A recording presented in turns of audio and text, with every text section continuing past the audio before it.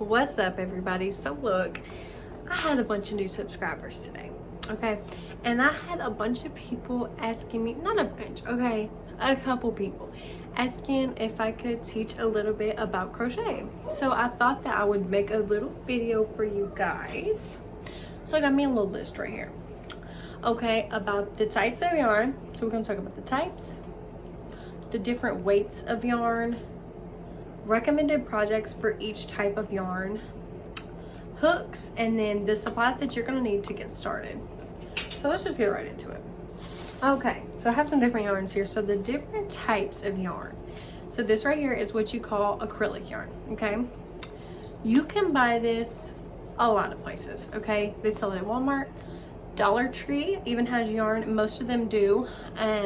That's a good place to start if you are just looking to get your foot in and see if it's something that you like. So this is acrylic, and they also of course have Michael's, and Joann's is closing, but if you have a Joann's near you and you want to get some yarn and they're still open, I would check it out because it's gonna be on sale, right? Everybody loves a sale.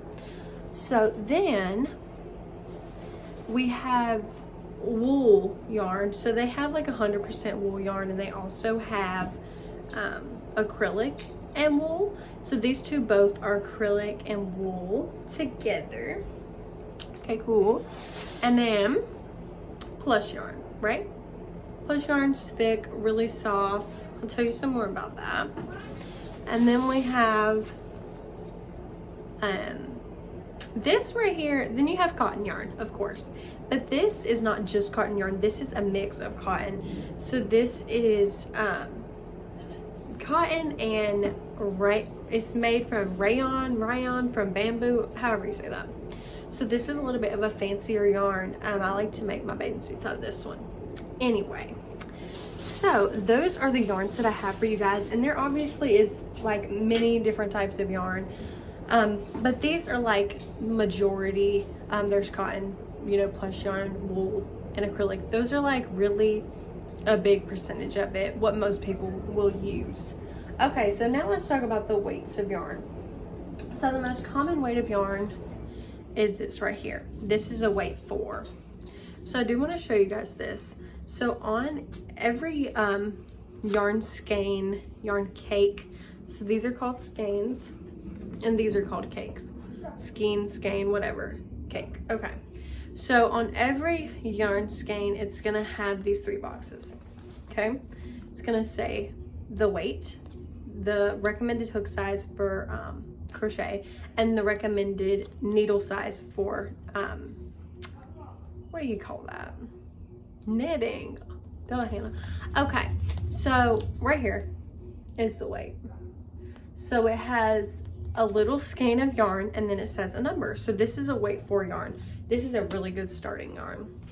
And then this is a weight 3 yarn. You can see if it focuses. Okay, anyway, weight 3 yarn. Cool. This is like a thinner yarn.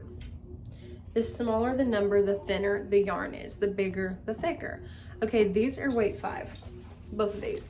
And I did want to show you the difference in the weight and the thickness of each one of these yarns, because this one is obviously a little bit thinner than this one, but they're the same weight. So you just want to like get an idea that it's kind of a little bit different. It varies, okay? And this one is a weight 6 yarn. So this is a plush yarn, okay? So those are the different weights. They do have lighter weights. They do have thicker weights, but this is a good range in my opinion. Okay, so the recommended projects for each one, and this, it's really, I'm going to be brief about it because you really could make anything with any different type of yarn. It's up to you, but these are recommended. So acrylic yarn is an extremely wide variety of all of the different things. I mean, acrylic yarn is a good place to start. You can make clothes out of it. You can make blankets, you can make decorations, you can make stuff for your car. You can make a lot of things. You could even make plushies out of this kind of yarn. So this, I would say you can make anything out of acrylic, except hot pads. Can't make hot pads out of it because actually if you put heat on acrylic yarn, it melts. So if you did want to make something that you were going to be applying heat to, cotton is what you want to go for. Just a little tip, okay? But then we have our wool yarns. I say these are best for hats, scarves, sweaters, things like that. Something that you want to keep you warm, because wool will hold that warmth in. Okay. Then we have plush yarn. Plush yarn is usually for plushies. So this yarn is a bit more expensive. I'll be honest about it, okay? So this is the Michaels brand plush yarn. I think these go for like $10 a skein, which is pretty pricey. I mean, considering that I bought this for probably $3. So these are a little bit more pricey, but they're made for a specific thing. You know what I'm saying? You could make blankets out of something like this. You could make hats. You could make sweaters. But they're usually made for plushies. And then last but not least is this kind of yarn. Let's just say cotton. Cotton is kind of like acrylic. You can make a wide variety of things with cotton yarn. You can make clothes with it. You can make whatever.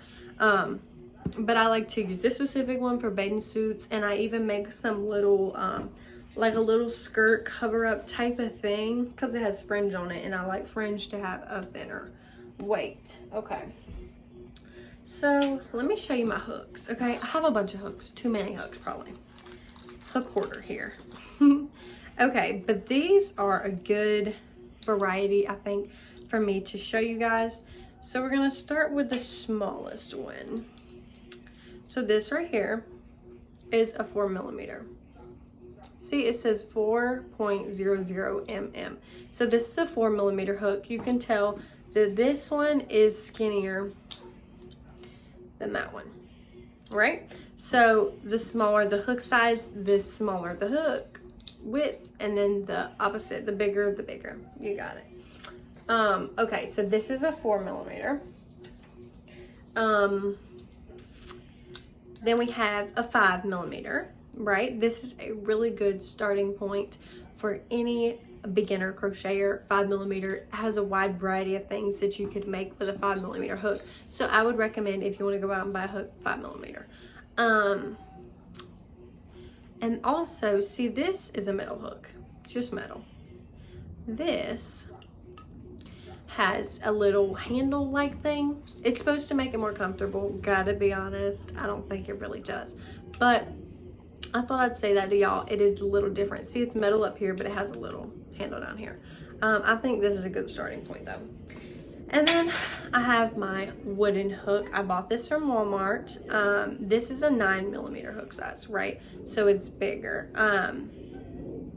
These are good hooks. I would say if you are going to go to the store and buy you some hooks and you see wood ones and you're like me and you say, those are so cute, I gotta buy those.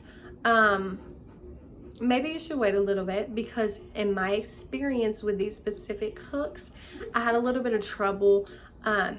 Like it caught on the corner. Do you know what I'm saying? Like the wood split a little bit and my yarn was getting caught. And I just filed it down and made it work. But as a beginner, I wouldn't recommend getting wood hooks, because they might discourage you a little bit. Might be a little bit harder to work with. So I do recommend for you just to get a plain metal hook. And these are the cheapest. So go for it. Okay. So let me tell you the supplies that you're going to need. Okay. You need some scissors. Any scissors, right? Any scissors will work. You need some yarn. I recommend a weight 4 acrylic yarn, and all of my recommended things are going to be down in the the description. So check that out if you're about to go to the store or something. Take a screenshot, whatever. But you're going to need yarn. You're going to need a 5mm hook, and you're going to need a tapestry needle.